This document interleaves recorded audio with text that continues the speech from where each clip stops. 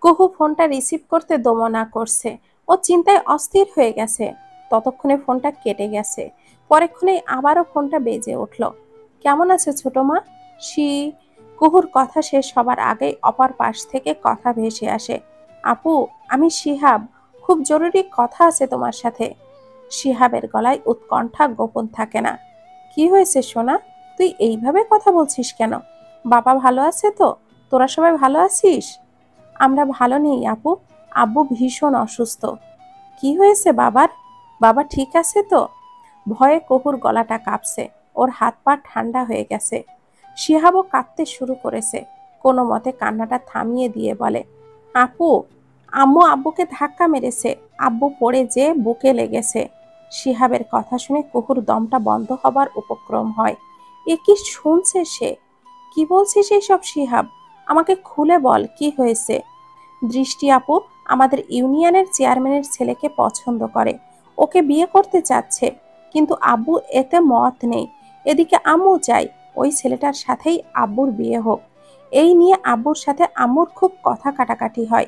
এক পর্যায়ে রেগে যে আম্মু আব্বুকে জোরে ধাক্কা দেয়। আব্বু বারান্দায় টেবিলে যেয়ে ধাক্কা খেয়ে অজ্ঞান হয়ে যায়। সেখানেই আব্বুকে ভালো করে শুইয়ে দিয়ে মাথায় পানি ঢালে আম্মু। খানিকক্ষণ পর আব্বুর জ্ঞান ফেরে। তারপর থেকেই আব্বু অসুস্থ। জানো আপু, দৃষ্টি আপু যাকে বিয়ে করতে চাইছে সেই ছেলেটা ভালো নয়। ও নেশা করে আর জুয়া খেলে। তাই আব্বু বিয়েতে রাজি নয়। আম্মু সবসময় নিজের ফোন আর আব্বুর ফোন তার কাছেই রাখছে। আব্বুকে কেউ ফোন দিলে তার সাথে আম্মু কথা বলছে। তাই আমি এই কয়দিন তোমাকে ফোন করার সুযোগ পাইনি। একটু আগে কে যেন আব্বুর ফোনে ফোন দিয়েছে। আম্মু বাগানে যে কথা বলছে। এই সুযোগে আমি তোমার কাছে ফোন করেছি। শিহাবের কথাগুলো শুনে কুহু কিছুক্ষণ স্তব্ধ হয়ে থাকে। এ কি শুনছে সে? ছোটমার এত অধঃপতন হয়েছে যে বাবার গায়ে হাত তুলতে এতটুকুও বাঁধলো না। আপু, তুমি বাড়িতে একবার আসবে? আব্বু খুব কাঁদছে। আমার খুব কষ্ট হচ্ছে আপু। তুমি এসে আব্বুকে বাঁচাও আপু। কুহুর ভাবনায় বিচ্ছেদ ঘটিয়ে কথা বলে শিহাব। আমি আসবো সোনা। তুই কাঁদিস না। বাবাকে দেখে রাখিস। আপু, আমি যে তোমাকে ফোন করেছি তা আম্মুকে বলো না। আম্মু জানতে পারলে আমাকে মারবে। আচ্ছা, বলবো না। তুই শুধু বাবাকে দেখে রাখিস। আমি খুব তাড়াতাড়ি আসবো। কুহু ফোনটা কেটে দেয়। কিছুক্ষণ ঝিম মেরে বসে থাকে। এমনটা কেন হলো? কুহু ধাতস্থ হয়ে বড় কুকুকে ফোন করে। তাকে সবটা জানিয়ে একবার গ্রামে যেতে চায়। কিন্তু আফরোজা নাজনীন কুহুকে সেখানে একা যেতে দিতে রাজি হয় না। তিনি নিজেও কুহুর সাথে যেতে চান। তিনি জানান আগামী সোমবার তিনি কুহুকে নিয়ে ফুলতলা যাবেন। তিনি এখন রীতির শ্বশুরবাড়ি আছেন। সেখান থেকে আগামীকাল ঢাকায় ফিরে সোমবার ফুলতলা যাবেন। কুহু ফুপুর কথায় সায় দেয়। তবে ওর মনটা বড্ড উচাটন করছে। আজ কেবল শনিবার। মাঝখানে আরো একটা দিন অপেক্ষা করতে হবে। পরের দিন দুপুরেই আফরোজা নাজনীন নিজ বাসায় হন্তদন্ত হয়ে প্রবেশ করেন। তিনি দুই বোনের সাথে কথা বলেছেন। কিন্তু দুর্ভাগ্যজনক হলেও তারা এখন কেউই আসতে পারবে না। আনানের পরীক্ষা চলছে। তাই শাহনাজ সুলতানার পক্ষে এখন ফুলতলা যাওয়া সম্ভব নয়। আর নাজমা পারভিনের শ্বশুর অসুস্থ হয়ে বিছানা নিয়েছে। তিনি ছাড়া শ্বশুরকে দেখার মতো কেউই নেই। তাই তিনিও আসতে পারবেন না। অগত্যা আফরোজা নাজনীনকে একাই যেতে হবে। তিনি যেহেতু দুপুরের মধ্যেই ফিরেছেন, তাই সিদ্ধান্ত নেন আজই কুহুকে নিয়ে ফুলতলা যাবেন। তহমিনা আক্তারকে সব খুলে বলতেই তিনি বাদ সেধেছেন। গ্রামে যেতে রাত হয়ে যাবে। যেহেতু সানাউল রাশেদিন এখন ঢাকায় নেই, তাই একা দুজনকে একা যেতে দিতে তিনি রাজি নন। বড় ভাবি, আপনি কুহুকে নিয়ে একা যাবেন না। এতটা রাস্তা, তার উপরে যেতে রাত হয়ে যাবে। যতই ড্রাইভার থাকুক তবুও চিন্তা থেকেই যায়। আপনি বরং তাহমিদকে সাথে নিন। ও কি যাবে? আমার সাথে কুহু যাচ্ছে। এতে তাহমিদের যদি অসুবিধা হয়? আমি চাই না আবার আমাদের ভুলে কুহু চিরদিনের জন্য দূরে চলে যাক। একই ভুল মানুষ একবারই করে। আর তাহমিদ প্রথমবার ভুল করার পর থেকে অনুশোচনায় ভুগছে। তাই আমি জানি একই ভুল ও আর দুবার করবে না। আর সময়ও তো পাল্টায়। কে বলতে পারে যে কুহুকে ও একদিন অসম্মান করেছিল, একটা সময় দেখা গেল সেই কুহুই ওর সবকিছু হয়ে গেছে। আমরা অনেক কিছু জানলেও কার মন কখন কিসে হারাবে তা কিন্তু আমরা জানি না।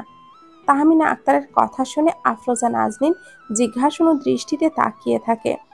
কি বলতে চাইছিস তুই তাহমিনা? আমার কাছে কিছু কি লুকাচ্ছিস? কিছুই লুকাচ্ছি না, শুধু বলতে চাইছি তোমার বাপ এখন আগের মতো কাঠখোট্টা নেই। কুহুর প্রতি যথেষ্ট নরম হয়েছে ওর মন।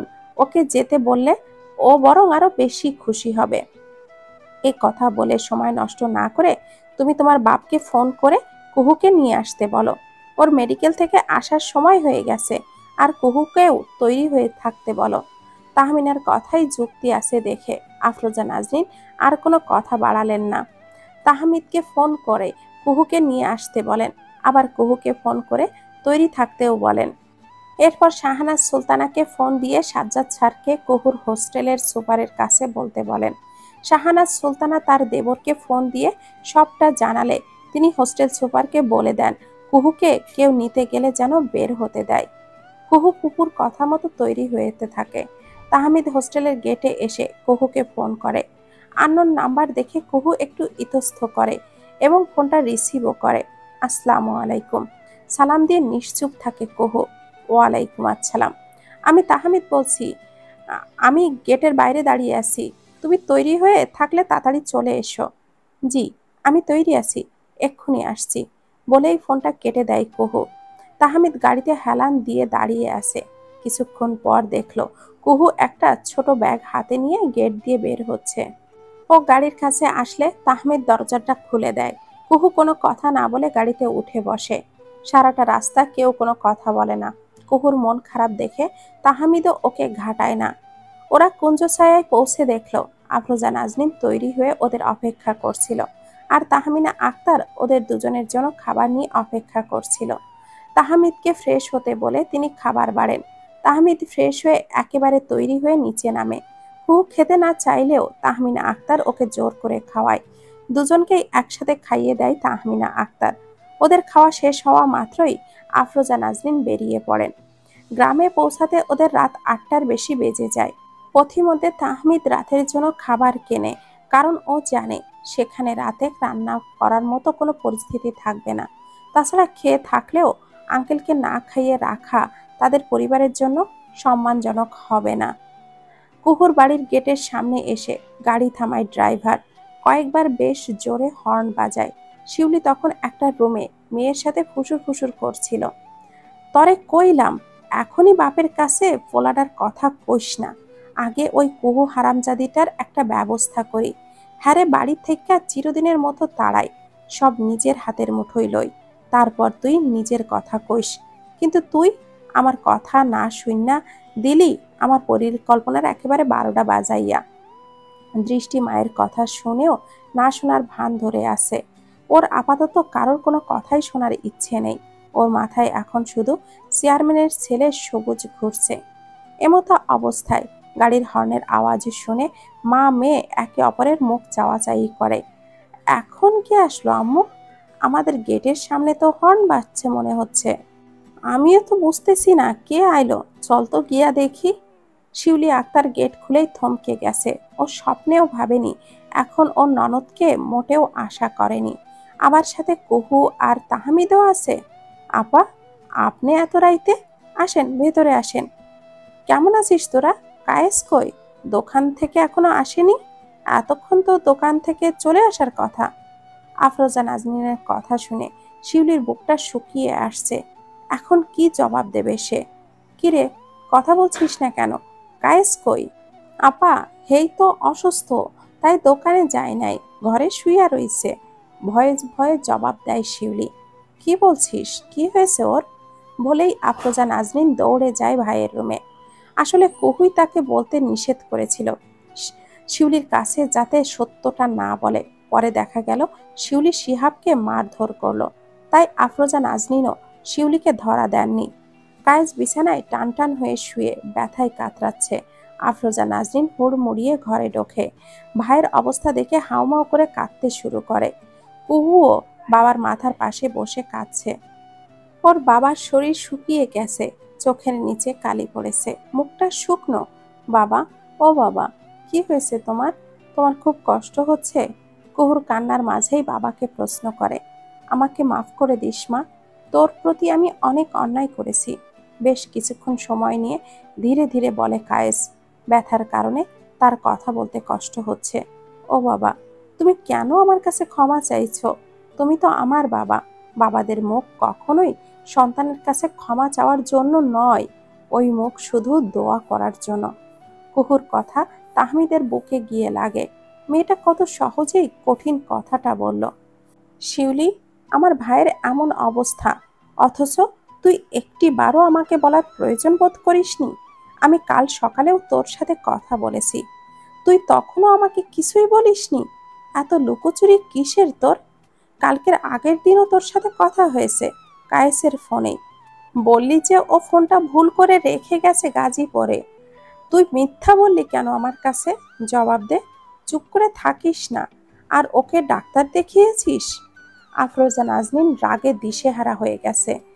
নগেন ডাক্তারকে দেখাইছি তো, হ্যাঁ ওষুধ দিছে। কায়েসের বোনেরা ঢাকায় থাকে, তুই তাদের সাথে আলোচনা না করে, তাদেরকে না জানিয়ে নিজেই সিদ্ধান্ত নিয়েছিস?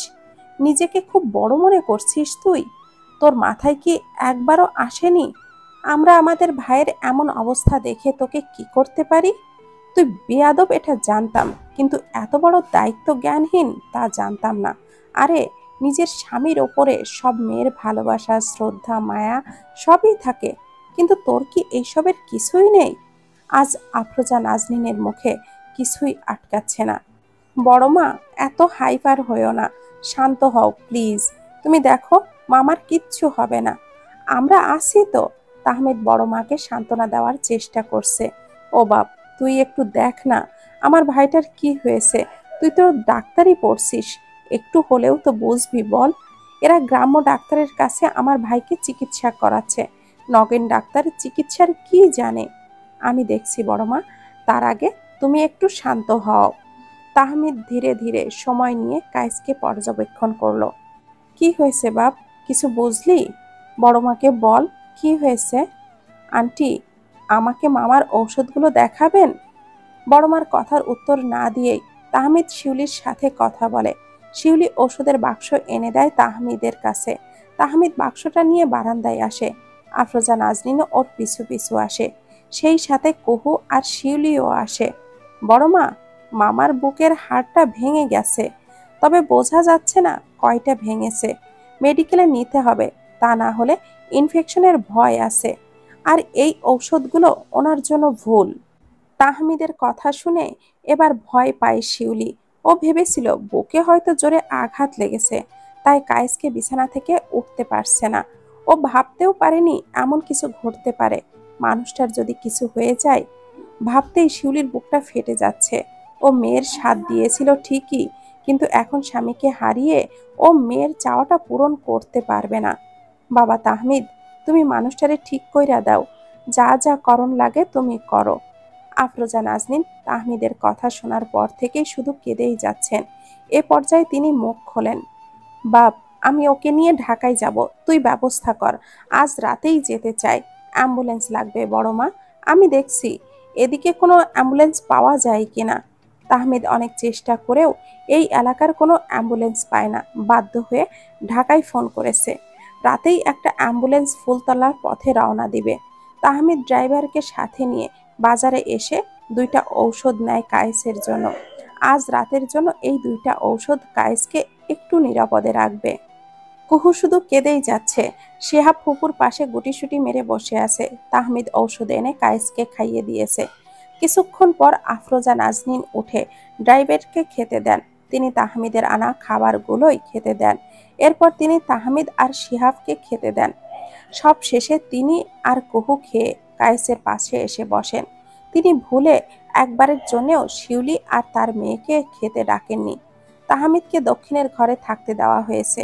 ওর পাশের রুমে ড্রাইভার শুয়েছে। তাহমিদের চোখে ঘুম নেই। ও বারবার কুহুর কান্নারত মুখ চোখে ভাসছে। শিউলি ব্যাগ গোছাচ্ছে। কায়েসের কাপড় চোপড় সহ প্রয়োজনীয় জিনিসপত্র ব্যাগে তুলে দিয়েছে। এরপর ওর নিজের কাপড় চোপড় ব্যাগ গোছাতে গেলেই বাধা দেন আফরোজা নাজনীন। তুই আমাদের সাথে যাচ্ছিস না।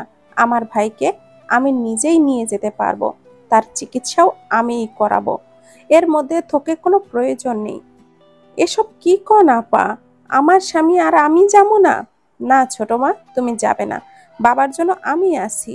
আমি আমার টাকায় বাবার চিকিৎসা করাবো। দাদু আমাকে যা দিয়ে গেছেন তা দিয়েই বাবার চিকিৎসা করাতে অসুবিধা হবে না। কুহু, বেশি কথা কইবি না কইলাম। তুই কথা কওনের কে? এতদিন চুপ ছিলাম, এই জন্যই তুমি এতটা বেড়েছ। আমি বাবার মেয়ে, তার বিষয়ে যে কোনো কথা বলার অধিকার আমার আছে। আজ তোমার জন্যই বাবার এই অবস্থা, ভুলে যেও না। এতদিন বাবাকে হারানোর ভয়ে চুপ থেকেছি, কিন্তু আজ যখন আমি চুপ থেকেও বাবার এমন অবস্থা হলো, তখন তুমি কি করে আশা করো আমি আরো চুপ থাকবো? তুমি আমার কোমল মন দেখেছো, কিন্তু প্রয়োজনে যে আমি কঠিন হতে পারি, এখন থেকে সেইটাই তুমি দেখবে। আমার একটাই কথা, তুমি যাবে না। কুহুর কথা শুনে শিউলি যেন তবদা খেয়ে যায়। ননদ আর সতীনের মেয়ের বিরোধিতায় শিউলির কাপড় গোছানো আর হয় না। সারা রাত আফরোজা, নাজনীন, শিউলি আর কুহু মিলে কায়েসের কাছে বসে থাকে। দৃষ্টি 10টার আগেই নিজের ঘরে গিয়ে দরজা দিয়েছে ও মাঝরাত পর্যন্ত সবুজের সাথে কথা বলায় ব্যস্ত থাকে। একটাবারও বাবার খোঁজ নেওয়ার প্রয়োজন বোধ করে না। ফজরের আজানের সুমধুর ধ্বনিতে ঘুম ভাঙে কুহুর। চেয়ারে বসে থাকতে থাকতে কখন যে ঘুমিয়ে পড়েছে বুঝতে পারেনি। আড়মোড়া ভেঙে উঠে অজু করে নামাজ আদায় করে। এরপর সোজা চলে যায় রান্নাঘরে। সকাল 6টায় ফোনের শব্দে ঘুম ভাঙল তাহমিদের। অ্যাম্বুলেন্সের চালক ফোন দিয়েছে। তাহমিদ ফোনটা রিসিভ করতেই সে জানায় ফুলতলা পৌঁছেছে। তাহমিদ লোকেশন জানিয়ে দিয়ে বাইরে আসে। আফরোজা, নাজনীন উঠানে দাঁড়িয়ে কিছু একটা করছিলেন। বড় মা, অ্যাম্বুলেন্স এসে গেছে। মামাকে তৈরি করে নিজেরাও তৈরি হয়ে নাও। তুই ফ্রেশ হয়ে নে বাপ, গোছানো শেষ। ড্রাইভারকে খেতে দিয়েছি, ফ্রেশ হয়ে তুইও খেয়ে নে। অ্যাম্বুলেন্স আসলে সেই ড্রাইভারকেও খাইয়ে তবেই বের হব। এত সকালে খাবো না বড় মা, তুমি বরং আর সবাইকে খেতে দিও। কুহু সেই ফজরের নামাজ আদায় করে রান্না করেছে। মেয়েটা এত কষ্ট করে রান্না করেছে, আর তুই বলছিস না খেয়েই চলে যাবি? ঢাকা পৌঁছাতে দেরি হবে, এতক্ষণ না খেয়ে থাকবি? তাহমিদ কিছু না বলে ফ্রেশ হতে যায়। টেবিলে গরম ভাত, বেগুন ভাজা, কই মাছ ভাজা আর ধোয়া ওঠা মুরগির মাংসের ঝোল দেখেই এই সাত সকালে তাহমিদের পেটে ক্ষুধা মোচড় দেয়। অথচ সে একটু আগেই বলেছে খাবে না, কিন্তু যেই শুনেছে কুহু রান্না করেছে তখন আর না করেনি। তৃপ্তি সহকারে খেয়ে ওঠে তাহমিদ। মনে মনে বলে, বউ আমার দারুণ গুণবতী। গতরাতে তাহমিদের আনা ঔষধ খেয়ে ব্যথা অনেকটাই কমেছে কায়েসের। ওরা 2-3 জন মিলে ধরাধরি করে তাকে অ্যাম্বুলেন্সে তোলে। শিউলিকে রেখেই অ্যাম্বুলেন্সে ওঠে কুহু, আফরোজা আর তাহমিদ। ওদের বাড়ির গাড়িতে ব্যাগপত্র পাঠিয়ে দেয়। তাহমিদ রাতেই মেডিকেলে ফোন দিয়ে কেবিন রেডি করতে বলেছে। ওরা পৌঁছানো মাত্রই ভর্তি করানো হবে। তাহমিদ ওর স্যারদের সাথে কথা বলেছে। কুহু বারবার আল্লাহকে ডাকছে। আফরোজা, নাজনীন বোনেদের ফোন করতে ব্যস্ত। শিউলি আক্তার ডুকরে কাছে। সে ভাবতেই পারেনি তার স্বামীর সাথে এমন কিছু হবে। কায়েসের সাথে যেতে পারেনি বলে তার আফসোসের কোনো অন্ত নেই। শিহাব মায়ের থেকে একটু দূরেই বসে আছে, ওর চোখেও পানি। মনে একটা চিন্তা হানা দিচ্ছে, আব্বু সুস্থ হবে তো? সারাটা রাস্তা কুহু কাঁদতে কাঁদতে যায়। কায়েস ঘুমাচ্ছে। তাহমিদের সকালে কোনো একটা ঔষধ দিয়েছিল, যার প্রভাবে ব্যথা কম অনুভব করছে এবং সেই সাথে ঘুমাচ্ছে। মধ্য দুপুরে ওরা মেডিকেলে পৌঁছায়। তাহমিদ পূর্বেই সব ব্যবস্থা করে রেখেছিল, তাই কায়েসকে ভর্তি করাতে কোনো ঝামেলা হয় না। ওরা মেডিকেলে পৌঁছানোর খানিক পরেই তাহমিনা আক্তার হাজির হন সেখানে। কায়েসকে ভর্তির পর ডক্টর আসলেন, যিনি তাহমিদের শিক্ষক। তিনি সকল পরীক্ষা নিরীক্ষা করে জানালেন বুকের 3টা হাড় ভেঙে গেছে। গত কয়েকদিন থেকে চিকিৎসার অভাবে সেখানে ইনফেকশনও দেখা দিয়েছে। জরুরি ভিত্তিতে অপারেশন করা প্রয়োজন। তাহমিদ বড়মার সাথে আলোচনা করে সিদ্ধান্ত নেয় অপারেশনের। ডক্টরকে ওদের সিদ্ধান্ত জানালে তিনি জানান আগামীকাল দুপুরেই অপারেশন করবেন। কুহু বারান্দায় বসে কাঁদছে। ওর পাশে তাহমিনা আক্তার বসে আছে। কুহু কথা বলছে ডক্টরের সাথে। এমন সময় তাহমিদ সেখানে আসে। কুহুর সামনে এক গ্লাস পানি বাড়িয়ে দেয়। কুহু তাহমিদের দিকে প্রশ্নবোধক চাহনি দেয়। ওর তো পিপাসা লাগেনি, তবে তাহমিদ কেন ওকে পানি দিচ্ছে? জলদি খেয়ে নাও, এখানে স্লাইন গুলিয়ে এনেছি। সারাটা রাস্তা যে হারে কেঁদেছ, আমি ভয়ই পেয়েছিলাম। শরীর থেকে প্রচুর পানি বেরিয়ে গেছে। না জানি রাস্তায় কিছু একটা ঘটে যায়। ভাগ্য ভালো তেমন কিছুই হয়নি। এখন স্যালাইনটা না খেলে দেখা যাবে ডিহাইড্রেশন হয়ে বাপ মেয়ে একসাথে মেডিকেলে ভর্তি হয়েছ। তাড়াতাড়ি করে খেয়ে নাও, তোমার এখন সুস্থ থাকাটা জরুরি। তাছাড়া যে তেড়া মেয়ে তুমি, বাপের সেবা করতে দিলেও নিজের বিষয়ে আমাকে নাক গলাতে দেবে না অন্তত, তা আমি খুব ভালো করেই জানি। তাহমিদের কথা শুনে কুহু বিরাট একটা ঝটকা খায়। এই মানুষটা বলে কি? এর মাথায় কি তার ছেঁড়া নাকি? আহ তাহমিদ, কি শুরু করেছিস এসব? এখন মেয়েটার পেছনে না লাগলেই কি নয়? দেখছিস ও এমনিতেই বাবার চিন্তায় অস্থির, তার উপরে তুই ওকে খোঁচাচ্ছিস। তুমি আর ওর পক্ষ নিয়ে কথা বলো না মা। এই মেয়ে এমনিতেই যে তেড়া, এরপর তোমার সাপোর্ট পেলে ইন্টারন্যাশনাল তেড়া কমিটির সভাপতি হয়ে হিসাবে নিয়োগ পাবে। এখন এই স্যালাইনটুকু ওকে খেতে বলো, আর বেশি চিন্তা করতে নিষেধ করো। ওর বাপের কিছুই হবে না, এ যাত্রায় তার লাইফের লাইসেন্স রিনিউ হয়ে গেছে। তবে আরও একটা দিন দেরি হলে টপকে যেতে পারত। কুহু যতই তাহমিদের কথা শুনছে ততই ওর মাথা ঘোরাচ্ছে। কি অবলীলায় কঠিন কথাগুলো বলছে এই অসভ্য ছেলে। আন্টি, তোমার ছেলেকেই না তার আনা স্যালাইন খাওয়াও। বকবক তো কম করলো না, এখন এই স্যালাইন তারই প্রয়োজন হবে। কুহু রেগে একসার। তাহমিদ ওর রাগ দেখে হাসছে। এই মেয়ে রাখতেও জানে। তাহমিদ, তুই যাবি? তুই কি বলতো, আমি তোকে দেখে অবাক হয়ে যাচ্ছি। অবাক পরেও হতে পারবে, এখন ওকে এটা খেতে বলো। আর সে যদি কথা না শোনে তবে আমি ওকে জোর করে খাওয়াবো, এটা আমি বলে দিলাম। তাহমিদের কথা শুনে কুহু আশেপাশে তাকিয়ে দেখলো অনেকজন লোক হাঁটাহাঁটি করছে। এত মানুষের সামনে যদি ওকে সত্যি জোর করে, এই ভেবেই কুহু তাহমিদের হাত থেকে গ্লাসটা নিয়ে ঢকঢক করে পান করে গ্লাসটুকু সবটুকু স্যালাইন পানি। এরপর খালি গ্লাস এগিয়ে দেয় তাহমিদের দিকে। তাহমিদ গ্লাসটা নিয়ে মুচকি হেসে প্রস্থান করে, কারণ ও জানতো ও যদি এইভাবে কথা না বলতো তবে কুহু কিছুতেই খেত না।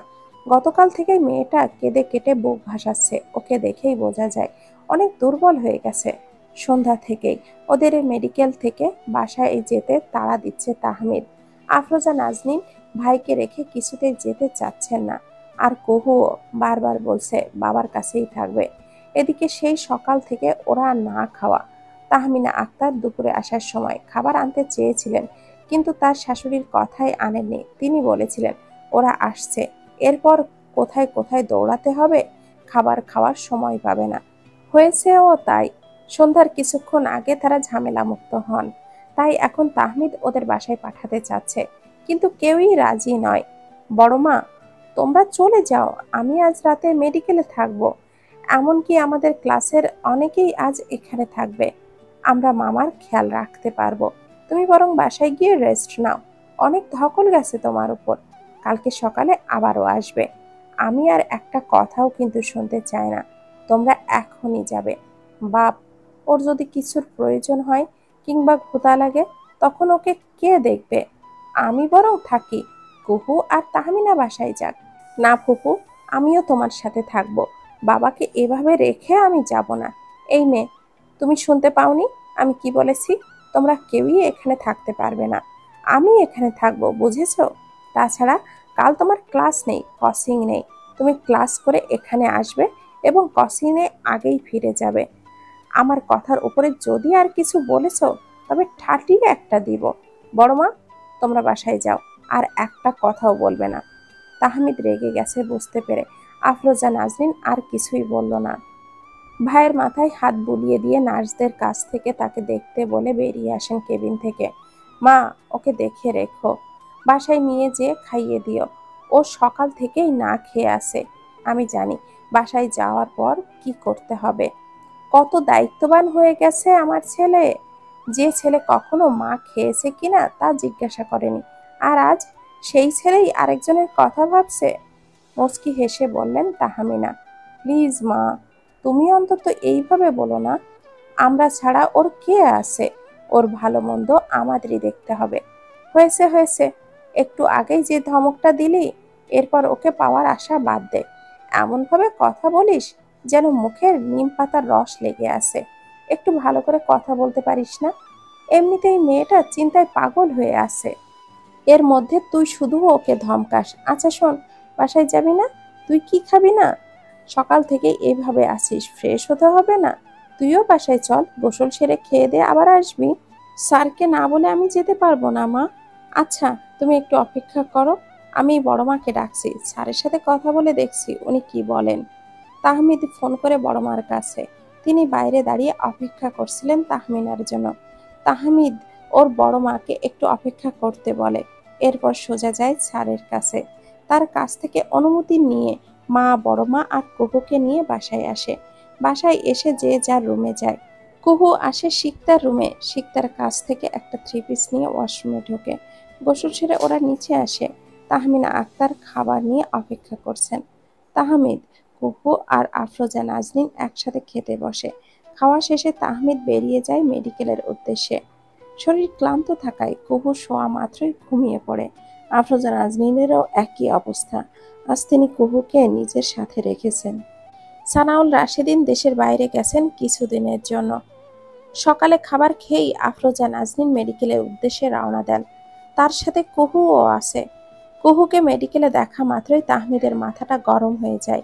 এই মেয়েকে সে ক্লাস শেষে আসতে বলেছিল, আর সে কিনা সকালেই এসে হাজির। ওর ইচ্ছে করছে কুহুকে আচ্ছা মতো ধোলাই করতে, কিন্তু বড় মা থাকায় কিছু বলতেও পারছে না। কায়েসের বুকের ব্যথাটা আগের থেকে কম, কিন্তু তিনি ভালো মতো কথা বলতে পারছেন না। আফরোজা নাজনীন ভাইয়ের পাশে বসে আছেন। ডক্টর এসে চেক আপ করছেন। একটা নার্স কুহু আর আফরোজা নাজনীনকে বাইরে যেতে বললে তারা বাইরে এসে দাঁড়ায়। এমন সময় শিউলির নাম্বার থেকে ফোন আসে আফরোজা নাজনীনের ফোনে। তিনি ফোনটা রিসিভ করে একটু ফাঁকা জায়গায় এসে দাঁড়ান। তুমি একা দাঁড়িয়ে আছো কেন বড় মা? বড় মা কোথায়? তাহমিদ জিজ্ঞাসা করে কুহুকে। কুহু ফোনে কথা বলছে। তোমাকে সকালে এখানে আসতে নিষেধ করেছিলাম, ক্লাস করে আসতে পারতে। বাবাকে এই অবস্থায় রেখে ক্লাসে মন বসছে না। পরীক্ষার আর বেশি দেরি নেই। তুমি এখানে থাকলেও কিন্তু কোনো লাভ নেই, আর ক্ষতিটাও তোমারই হচ্ছে। আমি মামার খেয়াল রাখতে পারবো, আর নার্সদেরও বলে দিয়েছি তারা তাদের সাধ্য মতো মামার খেয়াল রাখবে। তুমি ক্লাস আর কোচিং মিস দিও না। এখান থেকে সোজা হোস্টেলে যাবে, তোমার প্রয়োজনীয় জিনিসপত্র নিয়ে বাসায় যাবে, সেখানে থেকেই ক্লাস করো, আমি বড়মাকে বলে দেব। তাহমিদের কথার মাঝে অধিকার বোধ দেখে অবাক হয় কুহু। এই মানুষটার মন বোঝা দেয়, এই রাগ তো এই স্বাভাবিক। আমি হোস্টেলে থেকেই যাতায়াত করতে পারবো। কুহুর বলতে দেরি, কিন্তু তাহমিদের রাখতে দেরি হয় না। আবার তেড়ামি করছো দেখো। এই মেয়ে, তোমার কি তেড়া লগ্নে জন্ম হয়েছে নাকি? নাকি সিদ্ধান্ত নিয়েই রেখেছো আমি যা বলবো তার বিপরীতে যাবে তুমি? হোস্টেল থেকে যখন তখন বের হতে দিবে তোমাকে? নাকি সাহস খুব বেশি বেড়েছে? শুধু তুমি বলে আমি তোমার সব তেড়ামি সহ্য করছি। অন্য কেউ হলে তার গালটা একেবারে লাল করে দিতাম। আপনি এভাবে রিয়াক্ট কেন করছেন? অন্য কারোর সাথে তো এমনভাবে রাগেন না, শুধু আমার সাথে রাগ করেন কেন বলেন? আল্লাহ, আমাকে উল্টো প্রশ্ন করছে, মুখে মুখে কথাও বলছে আবার। এখন দেখছি আগেই ভালো ছিল এই মেয়ে। আমি আগে কিংবা এখন সবসময় ভালো ছিলাম, আছি, থাকবো। সাহস করে বলে ফেলে কুহু। মাফ করো আমাকে, তোমার যা ইচ্ছা তাই করো। দুই হাত জোর করে ক্ষমা চাওয়ার ভঙ্গিতে বলে তাহমিদ, আর ধূপধাপ পা ফেলে কোথায় যেন চলে যায়। কুহু নিজের আচরণে নিজেই অবাক হয়ে গেছে। ও কিভাবে তাহমিদের মুখের উপরে কথা বলল? এত সাহস হয়েছে ওর! কায়েসের অপারেশন চলছে। বাইরে কুহু, আফরোজা এবং তাহমিনা অস্থিরভাবে পায়চারি করছে। তাহমিদ ওটির ভেতরে আছে। আফরোজা নাজনীন একমনে আল্লাহকে ডাকছেন। কুহু স্থির হতে পারছে না, চিন্তায় ওর হাত পা অবশ হয়ে আসছে। অনবরত দোয়া ইউনুস পাঠ করছে। তাহমিনা আক্তার কুহুর কাছাকাছি থাকছেন। কুহু মা, এত টেনশন করিস না, দেখবি তোর বাবা ঠিক সুস্থ হয়ে যাবে। তুই একটু বস তো এখানে। এভাবে অস্থির হলে তোর একটা কিছু হয়ে যাবে। তুই এই চেয়ারটাই বস। আন্টি, আমার কিছু হলেও ভাল লাগছে না, একদমই ভাল লাগছে না, কেমন যেন পাগল পাগল লাগছে। এভাবে বলিস না মা। তাহমিনা আক্তারের কথা শেষ করতে পারলো না। এমন সময় হন্তদন্ত হয়ে সেখানে আসেন শাহানাজ সুলতানা। আনান পরীক্ষা শেষ করে বাসায় যাওয়া মাত্রই তিনি মেডিকেলের উদ্দেশ্যে রওনা দিয়েছেন। কুহুকে দেখেই কুহুর ঠোঁটটা ভেঙে কান্না শুরু করে। তিনিও পরম মমতায় কুহুর মাথায় হাত বুলিয়ে দিতে থাকেন। কারোর মুখে কোনো কথা নেই, সবারই চোখে অপারেশন থিয়েটারের দরজার দিকে। দীর্ঘ 3 ঘন্টা পর অপারেশন শেষ হয়। ডক্টর কায়েসকে নিবিড় পর্যবেক্ষণে রেখেছেন। 24 ঘন্টা পর তাকে কেবিনে শিফট করা হবে। কায়েসের জন্য নির্ধারিত কেবিনে সবাই উৎকণ্ঠা নিয়ে বসে আছে। নাজমা পারভিনও একটু আগেই এসেছেন। তিনি একজন মহিলাকে নিযুক্ত করেছেন তার শ্বশুরকে দেখার জন্য। 3 দিনের জন্য শ্বশুরের দায়িত্ব তার কাছে দিয়ে তবেই তিনি ঢাকায় এসেছেন। 3 বোন মিলেই এই কাচ্ছেন তো এই হা হুতাশ করছেন, আবার মাঝে মাঝে কুহুকে সান্ত্বনা দিচ্ছেন, আদর করছেন। দুপুর গড়িয়ে শেষ বিকালের প্রহর এসেছে, কিন্তু এখনো পর্যন্ত কেউ কিচ্ছুটি মুখে তোলেনি। তাহমিনা আক্তার বাসা থেকে খাবার এনেছেন, কিন্তু কেউই সেই খাবারে হাত দেয়নি। তিনি অনেক সেদেও কাউকে খাওয়াতে পারেননি। অগত্যা নিরুপায় হয়ে বসে বসে 3 বোনই কান্না দেখছেন। রাতে তারা 3 বোন মেডিকেলে থাকার সিদ্ধান্ত নেয়। সন্ধ্যার কিছুক্ষণ আগেই তাহমিনা বাসায় ফিরে গেছেন। অসুস্থ শাশুড়িকে রেখে তিনি আর মেডিকেলে থাকার সাহস করেননি।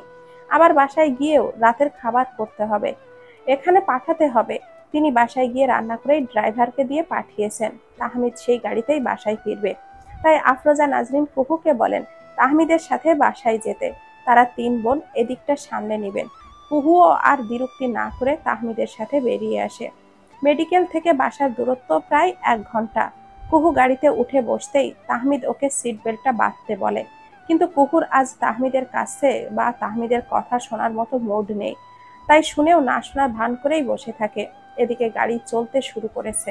তাহমিদ দেখলো কুহু সিট বেল্টটা বাঁধেনি, তাই বাধ্য হয়েই ও সিট বেল্টটা বাঁধতে গেলেই কুহু অসম্মতি জানায়।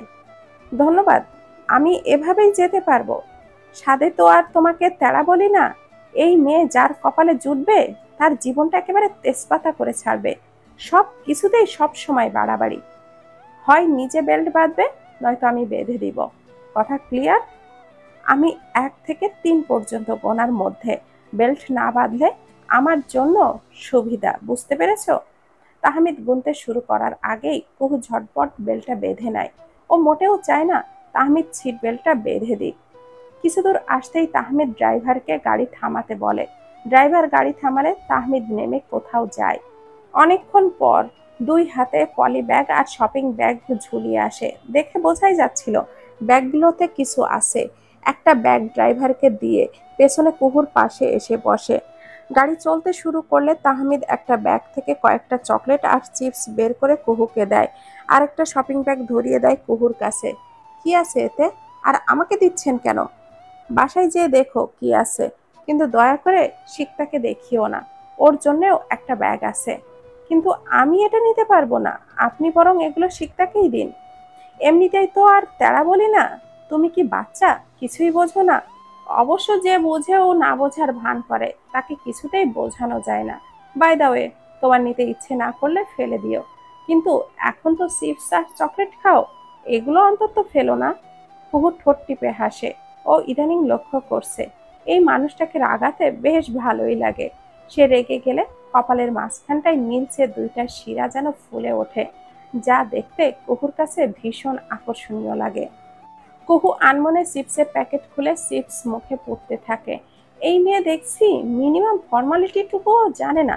পাশে কেউ বসে থাকলে তাকেও যে অফার করতে হয়, এটাও কি শিখিয়ে দিতে হয়? কুহুর ফর্মালিটির আশায় না থেকে তাহমিদ প্যাকেট থেকে কয়েকটা চিপস নিয়ে খেতে শুরু করে। আমার সাথে আপনার কি শত্রুতা? আমি ভেবে পাই না। আমার জন্য এইসব আনতে পারলে নিজের জন্য নিতে দোষটা কোথায়? এভাবে অন্যের থেকে কিছু নেওয়া মোটেও ঠিক নয়। কুহু পাঞ্ছে মুখে জবাব দেয়। প্রথমত, তোমার সাথে আমার কোনো শত্রুতা নেই। আর শত্রুতা তোমার চালচলন, আচার আচরণের সাথে আছে। দ্বিতীয়ত, আমি মোটেও অন্যের কাছ থেকে কিছু নিচ্ছি না। নিচ্ছি নিজের মানুষের কাছ থেকে, যে আমার একান্ত আপনজন। তার উপর আমার 16 আনা অধিকার আছে। অবশ্যই এসব তোমাকে বলে লাভ নেই। তোমার গোবর ভর্তি মাথায় এইসব ঢুকবে না। আমার ঠেটাও পড়েনি আপনার এসব ফালতু কথা বোঝার। আপনার কথা আপনি বুঝে গিলে খান। শোনো মেয়ে, বেশি কথা বলো না। আজকাল একটু বেশি কথার তুবড়ি ছুটেছে তোমার মুখে। আমি কিছু বলছি না মানে এই নয় যে ভবিষ্যতেও কিছু বলবো না। এটা বেশ বুঝতে পারছি। ভবিষ্যতে কঠিন শাস্তি তোমার জন্য অপেক্ষা করছে। আপনি আমাকে শাস্তি দিবেন? হ্যাঁ, আপনি শাস্তি দেওয়ার কে? আমার মুখ আর আমি কিছু বলতে পারবো না? কত খারাপ মানুষ, চিন্তা করা যায় না। তুমি কিছুই বলতে পারবে না, আর আমি কে এটা কিছুদিন পরেই বুঝতে পারবে। তবে আই শিওর তোমাকে শাস্তি দিতে আমার মোটেও খারাপ লাগবে না। আমি আবার খারাপ মানুষ কি না, তাই প্রতিদিনই চাইবো তুমি অপরাধ করো আর আমি শাস্তি দিব। তাহমিদের কথা শুনে কুহুর একটা শিরশিরি অনুভূতি বুকের মাঝে উথাল পাথাল করছে। এই ছেলে এমন ভাবে কথা কেন বলে? একটুও লজ্জা শরমের বালাই নেই। দুজনের খুনসুটির মাঝেই গাড়ি এসে দাঁড়ায় কুঞ্জ ছায়ার গেটে। তাহমিদ গাড়ি থেকে নেমে দরজা খুলে দেয়। কুহু বের হয়ে আসলে ওর হাতে শপিং ব্যাগগুলো ধরিয়ে দেয়। কুহু হাঁটতে শুরু করলে তাহমিদ জোর কদমে ওর পাশে আসে। রাত 10টার পর একবার ছাদে এসো, আমি অপেক্ষা করব। তবে তার আগে দেখবা ব্যাগে কি আছে। পারবো না, কুহুর সোজা উত্তর। অলরাইট, আমি কাউকে জানাতে চাচ্ছিলাম না, কিন্তু তুমি সবাইকে জানানোর জন্য উৎসাহী করলে। এরপর আমি তোমাকে ধরে বেঁধে ছাদে নিয়ে গেলে পরে আমাকে দোষ দিতে পারবে না। কয়েক ধাপে তাহমিদ পৌঁছে গেছে মেইন গেটে। কলিং বেলে চাপের অপেক্ষা করছে গেট খোলার জন্য। তাহমিনা আক্তার ওদের জন্য টেবিলে খাবার সাজিয়ে অপেক্ষা করছেন। আয়েশা সালেহা আগে খেয়ে শুয়ে পড়েছেন। তার শরীরটা কয়েকদিন থেকেই ভালো যাচ্ছে না। কুহু মেডিকেল থেকে এসে গোসল সেরে একটু বসেছে, শরীরটা বেশ ক্লান্ত। তাহমিদ গোসল সেরে নিচে এসে দেখলো কেউ আসেনি খেতে, তাই ও নিচে থেকে শিকতার নাম ধরে ডাকতে শুরু করে। ভাইয়ের ডাক শুনে শিকতা আর কুহু নিচে আসে। ওদের তিনজনের খাওয়া হলে তাহমিনা আক্তার খেয়ে নেন। এরপর যে যার রুমে আসে। তবে কুহু দিদুনের কাছে যায়, ও দিদুনের কাছেই ঘুমাবে। শিকতা চাচ্ছিল কুহু তার সাথেই ঘুমাক, কিন্তু কুহু বলেছে দিদুন অসুস্থ, তাই তার কাছেই থাকবে। বাধ্য হয়ে শিকতা রাজি হয়। রাত 10টা বেজে 30, তাহমেদ ছাদে কুহুর জন্য অপেক্ষা করছে, কিন্তু কুহুর আসার কোনো নাম গন্ধই নেই। অথচ একবারের জন্যেও তাহমিদ ধৈর্য হারায় না। 11:30 পর্যন্ত অপেক্ষা করার সিদ্ধান্ত নেয়। কুহু শপিং ব্যাগটা নিজের কাছেই রেখেছে। খেয়ে এসে শুয়েছে ঠিকই, কিন্তু ওর ঘুম আসছে না। আবছা আলোয় ঘড়ির দিকে তাকাতেই দেখলো 10:30 বাজে। তাহমিদ ভাইয়া কি আমার জন্য ছাদে অপেক্ষা করছে? এত রাতে ছাদে যাওয়াটা কি ঠিক হবে? নিজেই নিজেকে শুধায়, কিন্তু উত্তর না পেয়ে উঠে বসে। খানিক পর শপিং ব্যাগ হাতে নিয়ে বারান্দায় এসে দাঁড়ায়। কোনায় থাকা চেয়ারটার দিকে এগিয়ে যায়। চেয়ারটা আলোর দিকে টেনে নিয়ে বসে পড়ে। শপিং ব্যাগের মুখটা ফাঁকা করে দেখার চেষ্টা করে। এরপর হাত গলিয়ে দেয় শপিং ব্যাগের ভেতরে। হাতে উঠে আসে আরেকটা ছোট ব্যাগ। সেটা খুলে দেখলো কালো কাচের চুড়ি আর ভেতরে 2টা 3 পিস। এরপর একে একে আলতা, কালো টিপ আর বেলি ফুলের মালা পাওয়া যায়। আর সব শেষে পাই একটা চিরকুট। সেখানে লেখা আছে, আমার শ্যামাঙ্গীকে যে কোনো সাজেই মায়াবতী লাগে। আমার বহুদিনের স্বাদ শ্যামাঙ্গীকে একবার খোপায় বেলি ফুলের মালা, কপালে কালো টিপ, হাতে কাচের চুড়ি আর আলতারাঙা পায়ে দেখি। তার পরনে থাকবে কালো জামদানি শাড়ি।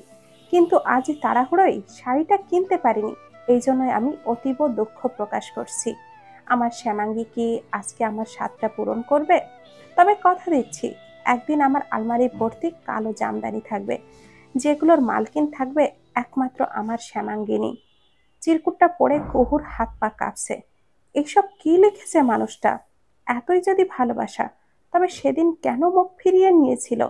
তবে নানান ঘাত প্রতিঘাতের পর এবার ও একটু প্রশান্তি চায়। চাই একজন যত্নবান পুরুষ, যে পুরুষের ছায়ায় সে নিরাপদে থাকবে, যে পুরুষের মাঝে নিজেকে হারাবে, যার ভালোবাসায় পরিপূর্ণ হবে। সেই ছায়া সে তাহমিদের মাঝে দেখেছে।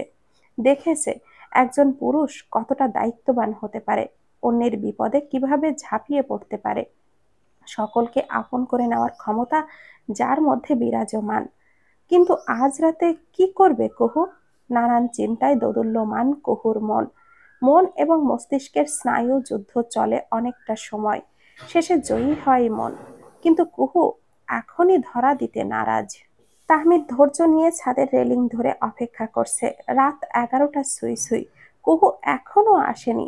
এই অপেক্ষা মন্দ লাগছে না, বরং এই অপেক্ষা ওর কাছে মধুর হচ্ছে। হঠাৎ করে তাহমিদ ওর চারপাশে একটা মিষ্টি গন্ধ পাচ্ছে। পেছনে না তাকিয়েই বুঝতে পারছে গন্ধের উৎপত্তি কোথায়। ওর ঠোঁটের কোণটা প্রসারিত হয়, মনটা বলে ওঠে সে এসেছে, তোর শ্যামাঙ্গিনী এসেছে। এবার ওকে বলে দে মনের ভেতরে যা কিছু আছে। অনেক সময় ধরে অপেক্ষা করছি, বড্ড যন্ত্রণা দাও তুমি। অপেক্ষার প্রহর যে কত কঠিন তা যদি তুমি জানতে। পেছনে না ফিরেই বলে তাহমিদ। কুহু তবদা খেয়ে দাঁড়িয়ে রয়, পেছনে না তাকিয়ে কিভাবে বুঝলো আমি এসেছি। দেখুন, আমি চাই না কোনো সিন ক্রিয়েট করুন, তাই এত রাতে ছাদে এসেছি। কি বলবেন জলদি বলে ফেলুন। এমনিতেই আমার মন মানসিকতা ভালো নেই। আমি জানি তোমার মন ভালো নেই। কোনো মেয়ে তার বাবার এমন পরিস্থিতিতে স্বাভাবিক থাকতে পারে না। এমনকি আমি এটাও জানি আমার আবদারটা অন্যায়। একটা মেয়ের এমন অবস্থায় তার সাথে নির্জনে কথা বলা খুব একটা ভালো দেখায় না। কিন্তু আমি নিরুপায়। আজ তোমার সাথে আলাদাভাবে কথা না বলে হতোই না একেবারে। কি এমন কথা আছে যার জন্য আপনি এত অধৈর্য হয়ে গেছেন? আর এমনিতেও আমি জানি আপনি যত সব ফালতু কথা বলতেই আমাকে এখানে ডেকেছেন। আমি ফালতু কথা বলতে তোমাকে এখানে ডেকেছি? আরে, তোমার বিয়ের আলোচনা করছিল শাহানাজ আন্টি, সে কথা শুনেই মনে মনে হচ্ছিল আমি যেন পাগল হয়ে যাব। আর তুমি বলছো আমি ফালতু কথা বলতে ডেকেছি? আমার বিয়ের বিষয়ে আলোচনা হচ্ছিল? এসব কি বলছেন আপনি? হুম, শাহনাজ আন্টির কোন এক প্রতিবেশী তার ছেলের জন্য তোমাকে পছন্দ করেছে, সেই কথাই তিনি বড়মার সাথে আলোচনা করছিলেন। সব শুনে মনে হলো বড়মারও এতে সায় আছে, তবে তিনি আগে তোমার সাথে দেখা করতে বলতে চান। যখন আমি সেই কথা শুনলাম তখন মনে হলো আজ তোমার সাথে কথা না বললেই নয়। এবার বলো, আমার কি খুব বেশি অন্যায় হয়েছে? নিজের বিয়ের কথা শুনে কুহুর বুকের ভেতরটা যেন কেমন ধুকপুক ধুকপুক করছে। আচ্ছা, আমি এখন আসছি। আর কখনোই এইভাবে রাত বিরাতে আমাকে ডাকবেন না, কেউ জানলে কেলেঙ্কারি হয়ে যাবে। কথাগুলো বলেই কুহু তড়িঘড়ি করে ছাদ থেকে নিচে আসে। আর তাহমিদ বিমর্ষ চিত্তে তাকিয়ে থাকে কুহুর যাওয়ার দিকে। ওর একটা কথাই মনে হচ্ছে, কুহু এভাবে না গেলেও তো পারতো। 5টা মিনিটও কি ওকে দেওয়ার মতো সময় ছিল না কুহুর কাছে?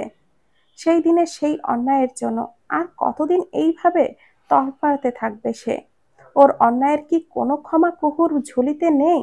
আচ্ছা, আমি কি কুহুর কাছে নিজেকে খুব বেশি সস্তাভাবে উপস্থাপন করেছি, যে কারণে কুহু আজ সেই ভুলের জন্য আমাকে ক্ষমা করতে চাইছে না? তাকে ভালোবাসি, এই জন্যই কারণে অকারণে তার সাথে কথা বলতে ইচ্ছে করে, তার আশেপাশে ছায়া হয়ে থাকতে স্বাদ হয়। কিন্তু আমার ভালোবাসাকে কি তুচ্ছ ভাবছে? যদি তাই হয় তবে নিজেকে আর সস্তা হতে দিব না। ওকে সারা জীবন ভালোবেসে যাব, কিন্তু ওর কাছে আর নিজেকে আমি ছোট করব না। ওকে আগে বুঝতে হবে আমার ভালোবাসার গভীরতা। হাসনাহেনা গাছের নিচে শটান হয়ে শুয়ে অন্তরিক্ষের দিকে তাকিয়ে দীর্ঘশ্বাস ফেলে চলেছে তাহমিদ। আজ নিজেকে বড্ড অযোগ্য মনে হচ্ছে। সেদিন সেই ভুলটা না করলে কুহু তার একান্তই নিজের হয়ে যেত। ওকে হারানোর কোনো ভয় থেকে থেকে মনে উকি দিত না। এখন বুঝতে পারছে, সময় থাকতে যার মূল্য দেয়নি, আজ সেই মূল্যহীন মেয়েই অমূল্য সম্পদ রূপে নিজেকে প্রতিষ্ঠিত করেছে তাহমিদের হৃদ মাজারে। কুহু দিদুনের রুমে এসে স্তব্ধ হয়ে বসে আছে। কুহু যদি ওর জন্য কাউকে পছন্দ করে তবে সে কিছুতেই না করতে পারবে না। কুহু চায় না ফুপুরা ওর জন্য কোনো কষ্ট পাক। যে ফুপুদের কারণে আজ ও এই পর্যন্ত আসতে পেরেছে, সেই ফুপুদের কথা কখনোই অমান্য করতে পারবে না। সেই সাহসও কুহুর নেই। যে ফুপুদের কথার অবাধ্য ও কখনোই হয়নি, আর আজও হবে না। আনমনে কখন যে বারান্দায় এসে দাঁড়িয়েছে তা সে বুঝতেই পারেনি। বারান্দার গ্রিল ভেদ করে চাঁদের আলো বারান্দায় এসে পড়ছে। ভরা পূর্ণিমার চাঁদের আলো তার জৌলুস ছড়াচ্ছে। ধরণীর বুকে তার হৃদয় নিংড়ানো সৌন্দর্য ছড়িয়ে দিয়ে গর্ভে বিচরণ করছে বিশ্ব ব্রহ্মাণ্ডে। কিন্তু গৌরবে গরবিনী চাঁদের আলোয় কারসাজি উপভোগ করার মতো মন এখন কুহুর নেই। ওর মনে এখন বিরাজ করছে বিষাদের কালো ছায়া, যে ছায়াতলে ঢাকা পড়ে যায় তাহমিদ নামক এক পুরুষের ভালোবাসা। যে ভালোবাসার ঊর্ধ্বে ঠাঁই পায় কুকুর নামক মমতাময়ীদের স্নেহ ভালোবাসা। একই বাড়িতে দুজন মানব মানবী সারা রাত নির্ঘুম কাটিয়ে দেয়। একজন নিজেকে বদলানোর প্রত্যয় নিয়েছে, তো আরেকজন বিসর্জন দিয়েছে তার প্রেমিক পুরুষের ভালোবাসা। পরের দিন সকালে কুহু আসে তাহমিদের রুমে। তাহমিদ কিছুক্ষণ আগে রুমে এসেছে। ওর হাতে গতকালের তাহমিদের দেওয়া শপিং ব্যাগ। কুহু এর আগে কখনো তাহমিদের রুমে আসেনি, তাই ও বেশ অপ্রস্তুত বোধ করছে। কুহুকে দেখে তাহমিদ ভুরু কুঁচকে তাকায়। এই নিন আপনার জিনিস। আশা করব ভবিষ্যতে এমন কাজ আর কখনো করবেন না। আমার জন্য কুকুদের সম্মান ক্ষুণ্ণ হোক তা আমি কখনো চাই না। আশা করি কথাটা মনে রাখবেন। তাহমিদ কিছু না বলে হাত বাড়িয়ে শপিং ব্যাগটা নেয়। কুহুর কথার কোনো প্রতিউত্তর করে না। কুহু শপিং ব্যাগ তাহমিদকে দিয়ে সোজা বেরিয়ে আসে রুম থেকে। তাহমিদ বিষণ্ণ হেসে শপিং ব্যাগ রেখে দেয় আলমারিতে। আমার ভাগ্যের লিখন যদি তুমি হও, তবে তোমাকে আমার হতে কেউই রুখতে পারবে না। নিয়তি যেদিন চাইবে সেই দিনই তোমার আমার সম্পর্কের পরিণত পাবে। আর সেই দিন তুমি আজকের এই আচরণের জন্য লজ্জা পাবে। তবে আজকের মতো সেদিনও তোমার উপরে ভয়ে শুধু সত্যিকারের ভালোবাসাটা পায়ে ঠেলে দিলে। কিন্তু একবারও জানলে না, প্রয়োজনে তোমার সব কলঙ্ক আমি বুকে তুলে নিতাম। কোনো কলঙ্ক তোমাকে ছুঁতে পারত না। তোমার এক বিন্দু সুখের জন্য আমি কলঙ্কের সাগরে ডুব দিতাম। কিন্তু আফসোস, তুমি আমার ভালোবাসা বুঝলে না। ডাইনিং টেবিলে সবাই একসাথে বসে খাচ্ছে। কুহু কোনো দিকে না তাকিয়েই এক মনে খাচ্ছে। তাহমিদ একবার আর চোখে কুহুর দিকে তাকিয়ে খাওয়ায় মন দেয়। কারোর মুখে কোনো কথা নেই। ডাইনিং রুমে শুনশান নীরবতা বিরাজ করছে। ওদের এই নিস্তব্ধতা দেখে তাহমিনা আক্তারের মনে ক্রু ডাকছে। কি চলছে দুজনের মধ্যে? তা কি তিনি বুঝতে পারছেন না? তাহমিদ, তোর কি সকালে ক্লাস আছে? যদি ক্লাস থাকে মেডিকেলে যাবার সময় কুহুকেও নিয়ে যাস। ওকে মা, তুমি ওকে তৈরি হতে বলো। আমি আধা ঘন্টা পরই বের হব। তাহমিদের কথা শুনে তাহমিনা আক্তার নিশ্চিত হয়ে যান দুজনের মধ্যে কিছু একটা ঘটেছে। খাবার পর কুহু তৈরি হয়ে ড্রয়িং রুমে আসে। তাহমিনা আক্তার সেখানে কিছু একটা করছিলেন। কুহু মা, কি হয়েছে তোদের? আমার ছেলেটা এমন চুপচাপ হয়ে আছে কেন রে? শোন মা, মনে কোনো প্রশ্নের উদয় হলে কিংবা কোনো সমস্যার সৃষ্টি হলে মিলেমিশে সমাধানের চেষ্টা করবি। তোর যথেষ্ট বয়স হয়েছে। আশা করি এর থেকে বেশি কিছু বলার দরকার হবে না। তাহমিনা আক্তারের কথায় কুহুর কোনো জবাব না দিয়ে শুধু মাথা নাড়ায়। এমন সময় তাহমিদ তৈরি হয়ে ড্রয়িং রুমে আসে। মা, আমি বেরোলাম, ও যদি আসে তবে আসতে বলো। তাহমিদ কথাটা বলেই বেরিয়ে আসে। কুহুও তাহমিদের পিছু পিছু আসে। ড্রাইভার গাড়ি নিয়ে ওদের অপেক্ষা করছে। তাহমিদ সোজা যে ড্রাইভারের পাশের সিটে বসে। এতে কুহুর কোনো হেলদোল নেই। সে গিয়ে পেছনে বসে পড়ে। কুহুকে ওর বাবার কাছে পৌঁছে দিয়ে তাহমিদ ক্লাস করতে যায়। এরই মধ্যে একটি বারও না কুহুর দিকে তাকিয়েছে আর না কুহু তার সাথে কথা বলেছে। কুহু কেবিনে এসে দেখলো কেবিনে শুধু ওর মেজ ফুপু বসে আছে। ফুপুকে জিজ্ঞাসা করে জানতে পারে বড় ফুপু ডক্টরের সাথে কথা বলতে গেছে আর ছোট ফুপু বাবার কাছে গেছে। কুহু ফুপুকে বলে বাবাকে দেখতে যায়। কাছের দরজার মধ্য দিয়ে কুহু বাবার দিকে এক দৃষ্টিতে তাকিয়ে আছে। ওর চোখের কোণে পানি জমেছে। ও কি কখনো ভেবেছিল বাবার এমন কিছু হবে?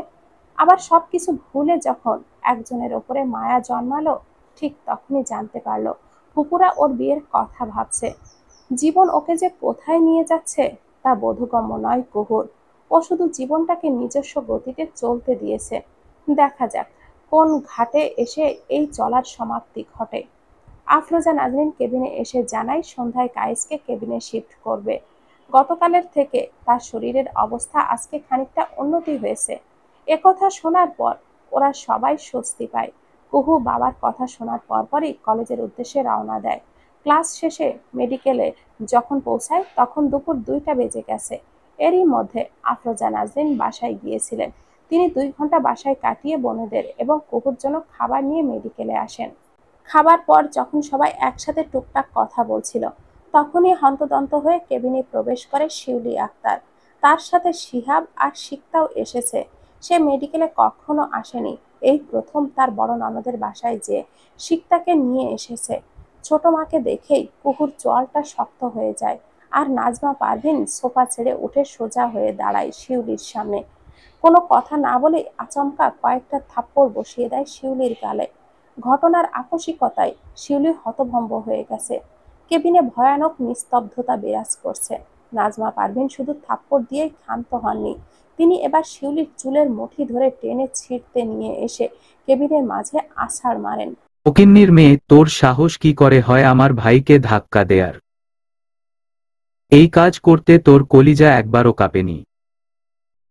তোর মনে হয়নি একথা আমরা শুনলে তোকে কি করতে পারি? তোকে আমার ভাইয়ের সাথে বিয়ে দিয়ে এনে আমরা কি ভুল করেছিলাম? তোকে আমরা তোর প্রাপ্য মর্যাদা দিতে চেয়েছিলাম, কিন্তু তুই এর যোগ্য নয়।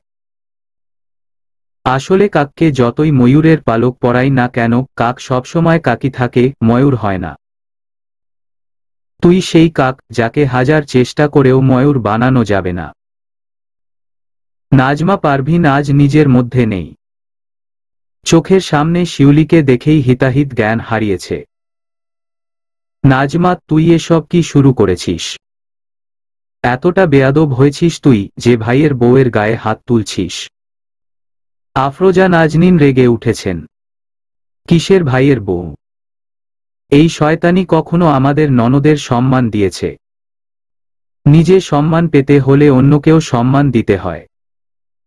এই বেয়াদব মহিলা কখনো আমাদের সেই সম্মান দিয়েছে যে ওকে আমরা মাথায় তুলে রাখব? যেদিন ও আমার ভাইকে মেরেছে সেদিন থেকে ওর সাথে সম্মুখ লড়াই শুরু হয়েছে। আমি যা করছি তাই করতে দাও। তুমি বাধা দিতে আসলেও মানব না। দ্বিগুণ ভেজে বলে উঠে নাজমা পারভীন। বড় আপা, তুমি একটা কথাও বলবে না? মেজো আপা যা করছে তাকে করতে দাও। ওর এই শাস্তিটুকুর প্রয়োজন আছে। এখন যদি ও না শোধরায় তবে ভবিষ্যতে কিন্তু আমাদের পস্তাতে হবে। শিউলি আক্তার মেঝেতে উপুর হয়ে পড়ে কাঁদছে। শাহনাজ, তুইও নাজমার মতো প্রতি-শোধ-রা-ন আচরণ করছিস। আব্বা আম্মা এই শিক্ষাই তোদের দিয়েছিল। তাদের শিক্ষাকে ভুল প্রমাণিত করলি তোরা। আফরোজা নাজনীন আফসোস নিয়ে বলতে থাকেন, বড় আপা, সব ক্ষেত্রে বাবা মা শিক্ষার বড়াই দেখান ঠিক নয়। কিছু কিছু সময় নিজের বিবেক দিয়েও কাজ করতে হয়।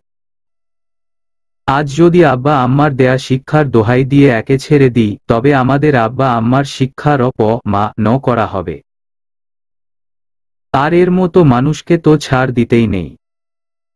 এরা অন্ধকার সমাজ গড়ার হাতিয়ার। সময় থাকতে এদের উপড়ে ফেলতে হয়। তা না হলে এরা সমাজে সংক্রামক ব্যাধি ছড়িয়ে দেয়। আজ শাহনাজ সুলতানা তার বড় বোনের কোন কথাই শুনতে রাজি নয়। কথাগুলো শেষ করেই শাহনাজ সুলতানা শিউলি আক্তারকে মেঝে থেকে তুলে তিনিও পরপর কয়েকটা মারেন। শোন শিউলি, তুই যা করেছিস সেটা ক্ষমার অযোগ্য। শুধু আমরা বলে তোকে এখন পর্যন্ত পুলিশে দিইনি। তাই বলে ভাবিস না তোকে ছেড়ে কথা বলবো। ছোট বোনের এমন রূপ কখনোই দেখননি আফরোজা নাজনীন। কুহু স্তব্ধ হয়ে ফুপুদের কর্মকাণ্ড দেখছে। প্রয়োজনে ওর ফুপরাও যে প্রতিবাদী হতে পারে তা দেখে কুহু চরম বিস্মিত। শিহাব মায়ের এরূপ হেনস্থা দেখেও চুপচাপ থাকে। ও সেদিন চোখের সামনে বাবাকে খেতে দেখেছিল। তাই সেদিন থেকেই নিজের মায়ের প্রতি বিতৃষ্ণা চলে এসেছে। তা তুই শুধু শিহাবকে এনেছিস কেন? তোর গুণধর মেয়ে কোথায়, যে এই সকল কিছুর মূলে তার মুখ দর্শন করতে পারব না? এই সুযোগে তাকেও শিক্ষা দিতাম। নাজমা পারভীন ব্যঙ্গ করে বললেন।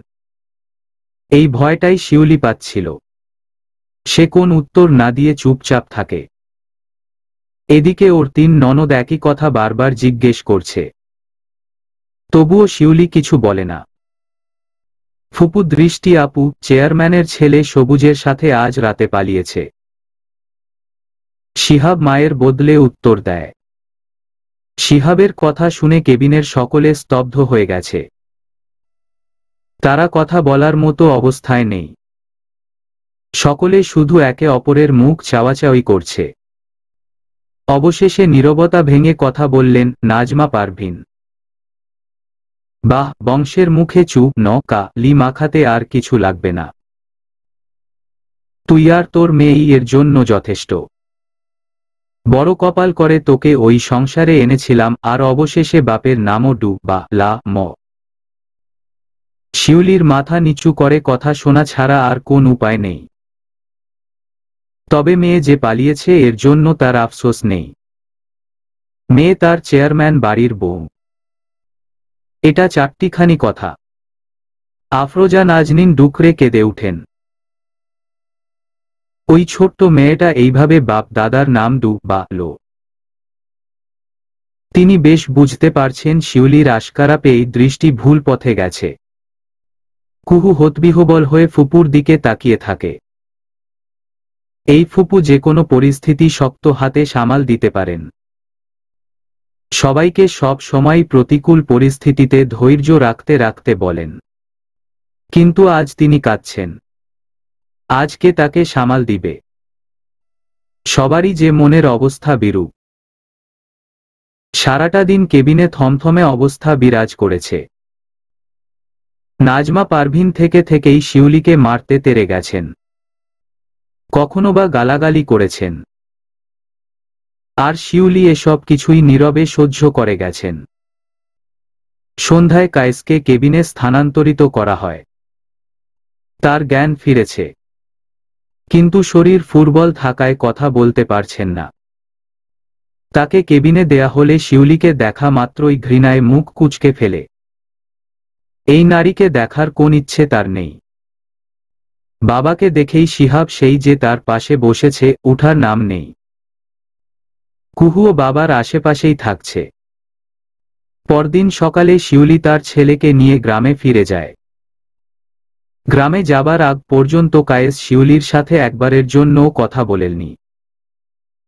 বোনদের সেবা শুশ্রূষা, মেয়ের যত্ন আত্তি পেয়ে 1 মাসের মধ্যেই কায়েস প্রায় সুস্থ হয়ে যায়।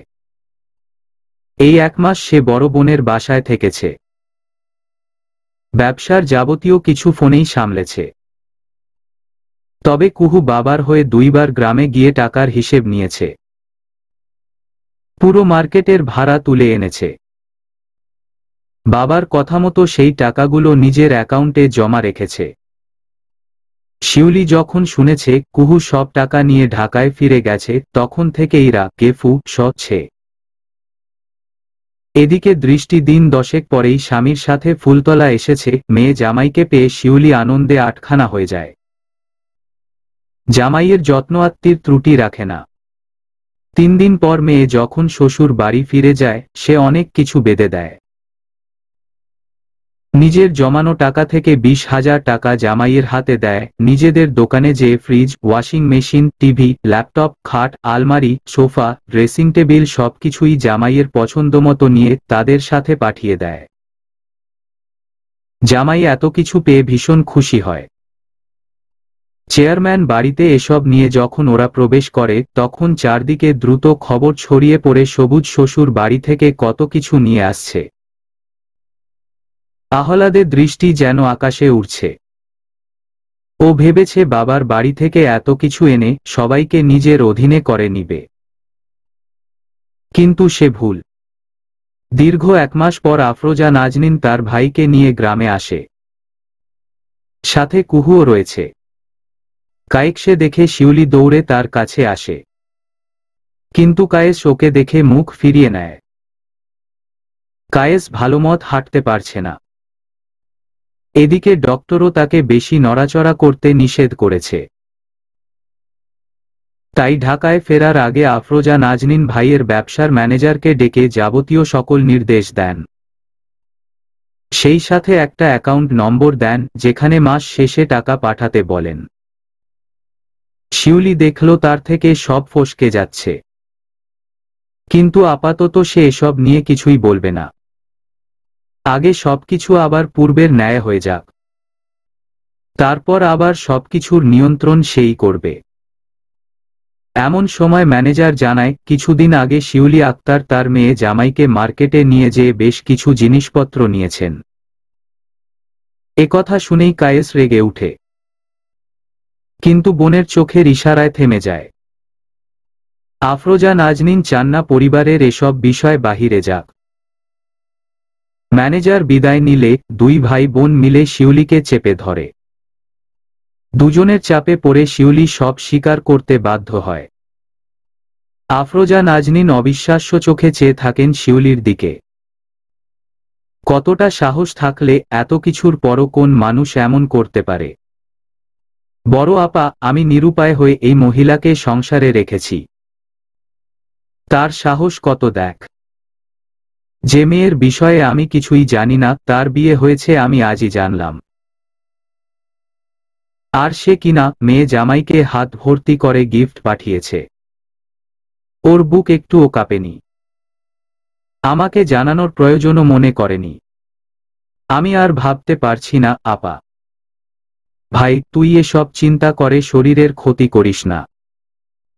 আমরা আছি তো। তুই বাড়িতে থেকেই ব্যবসা দেখাশোনা করবি। প্রতি মাসেই আমরা 3 বোন গ্রামে আসব। ব্যবসার সব হিসাব নিকাশ আমরাই দেখব। এছাড়া কুহু আছে। ও ফোনে ম্যানেজারের সাথে যোগাযোগ রাখবে। আগে তুই সুস্থ হ। তারপর কার কি ব্যবস্থা নিতে হবে সেটা আমরা দেখব। কায়েস বোনের কথায় সায় দেয়। তাহমিদ কিছুদিন থেকে ঠিকঠাক খাওয়া দাওয়া করছে না। সবসময় মনমরা হয়ে থাকছে। তাহমিনা ছেলের এমন অবস্থা দেখে চিন্তায় পড়ে গেছেন। আফরোজা নাজনীনও লক্ষ্য করেছেন তাহমিদ কেমন শুকিয়ে গেছে। তিনি তাহমিদকে জিজ্ঞেসও করেছেন কি হয়েছে, কিন্তু তাহমিদ কিছুই জানায়নি, বরং এড়িয়ে গেছে। চলবে।